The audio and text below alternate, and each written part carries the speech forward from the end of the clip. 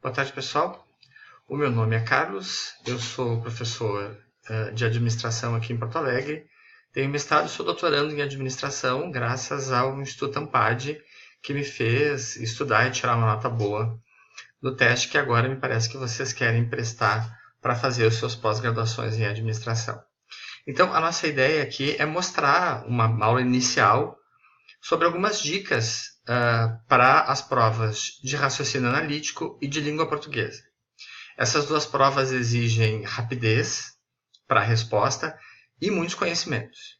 Esses conhecimentos de raciocínio analítico, por exemplo, na verdade eles não são conhecimentos que vocês podem buscar em algum lugar ou alguma literatura. Eles são conhecimentos vistos nos textos, normalmente de administração, os quais a gente vai trabalhar pelo menos um aspecto hoje. E de língua portuguesa, são textos de basicamente de interpretação de texto e vocabulário. Vou falar um pouquinho agora da prova de raciocínio analítico. Uma das primeiras questões da prova de raciocínio analítico é que vocês leiam o que está escrito e se desapeguem do que vocês pensam a respeito desse assunto. Porque as questões vão ficar testando vocês o tempo todo. Você está respondendo o que eu estou perguntando ou você está respondendo o que você acha que é ou o que é politicamente correto? Eu vou dar um exemplo. Em algumas provas, algumas questões sobre políticas administrativas são lançadas, como, por exemplo, gestão de pessoas ou de gestão de processos e resultados. Os textos são, às vezes, longos e falam sobre teorias de alguns autores de administração. Nas opções, às vezes vem coisas muito óbvias, assim como, por exemplo, as pessoas são o principal recurso de uma organização. As pessoas são o principal instrumento de gestão das organizações, enfim. Às vezes, o texto não fala isso. Às vezes, o texto fala outra coisa sobre gestão de pessoas. Como, por exemplo, que há uma controvérsia entre as linhas de pesquisa sobre gestão de pessoas. A resposta correta é que há controvérsias sobre gestão de pessoas e que não as pessoas são o principal recurso de uma organização, o que é senso comum e que pode ser o pensamento de vocês, por exemplo. Na questão de processos, por exemplo, pode acontecer a mesma coisa. O que é mais produtivo, né?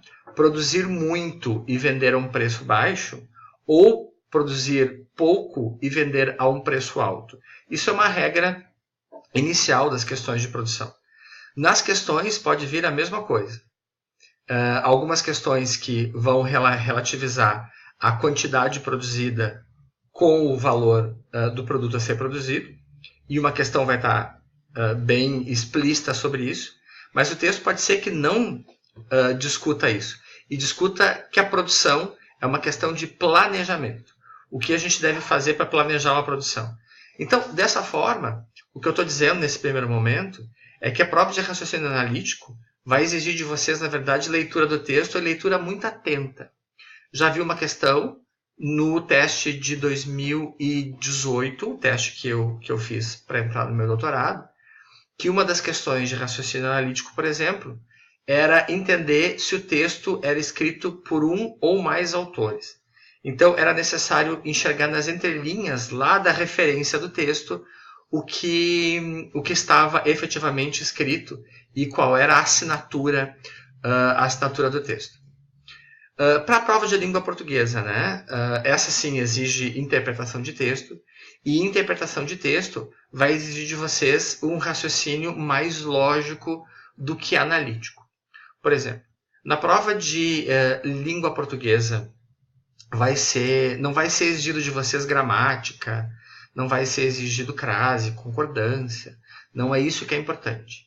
Vai ser exigido, por exemplo, o que é clareza e concisão, que é uma coisa fundamental nas suas produções de administração, que se vocês, evidentemente, vão passar no teste, vão entrar nos seus programas de pós-graduação e vão precisar produzir textos, vão precisar produzir artigos.